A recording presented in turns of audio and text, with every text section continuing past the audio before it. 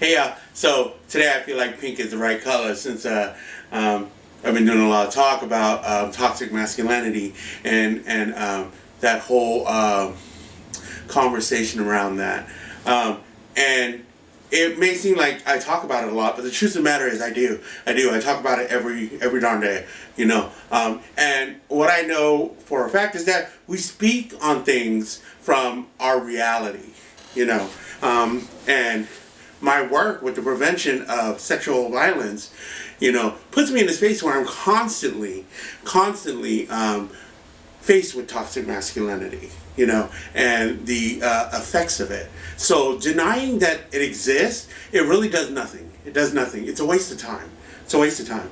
I think people are internalizing it wrong because they have an unhealthy relationship with their masculinity. And I think once you do the work and you find out, hey, how do I present myself as a masculine presenting male? And I know all that stuff is so weird right now with all the just understanding other people in their different lives and where they're coming from. But masculinity, whatever, you know. There definitely is healthy ways of presenting yourself versus toxic ways, and that's just where you need to break it down. All this like, ooh, but this that's going on, it's stupid. It's stupid and it's a waste of time, honestly. Because, you know, I feel like as a gay man, I don't have to prove to anybody that I have masculinity within me. You know what I mean? I don't. I went and found out about myself. Hey, how do I feel about my masculinity? I'm like, hey, we're good with it. We're good. Nobody else need to ask me. Nobody else need to tell me nothing. I'm going to walk through this world as the person I am, and I'm going to handle the business the way I need to handle it. Okay? I think that it's funny to me because it's a lot of these safe men that say it. And when I say safe, I don't think that they are safe people to be around. They're in safe spaces. Like, they ain't never been uppercut before. They have never tasted their own blood. So they want to run around and talk all this toxic stuff, but they ain't never caught a fist yet. You know what I mean? I think those of us who are from the streets, you know, hey, you know, I'm from the suburbs now. I am from the suburbs now. It's all good now. We out the hood now. My dad and mom did everything they did to get their kids out the hoods, and here we are, right? But that don't mean I haven't experienced uppercut or two. You know, I haven't had to taste the repercussions of what my mouth said. You know what I mean? And I think that there's a lot of mans these days who are all on the internet. You know, that's the entirety of their existence. Has always been in a quiet, comfortable cubicle. You know, so when you don't have the reality of the real world, you're like, ooh, there's a decline in masculinity.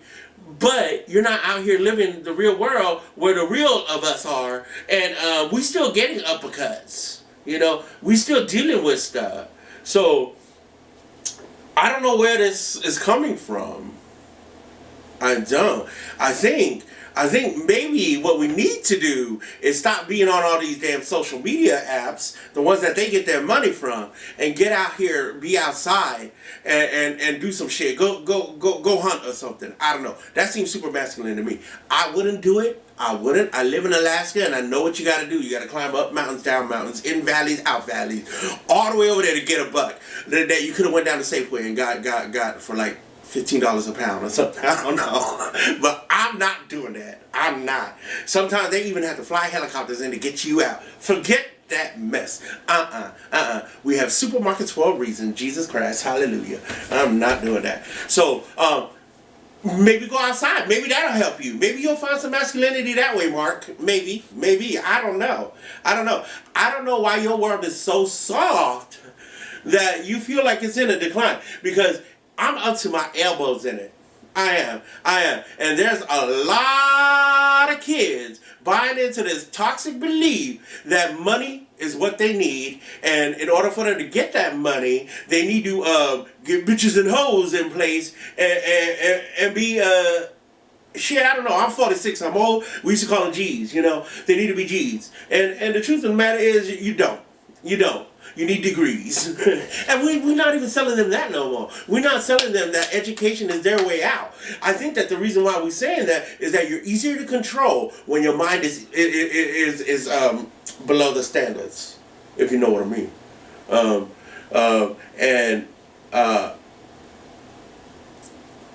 I'm not buying it. I'm not buying it. I think it's the people with the money who are trying to put some social control on there to keep us under their boot. Boot liquor. Boot. So keep an eye on that shit. And I went on this roundabout whole shitty chattery thing, but I'm honest. That masculinity crap that they're selling, don't buy into it. Don't.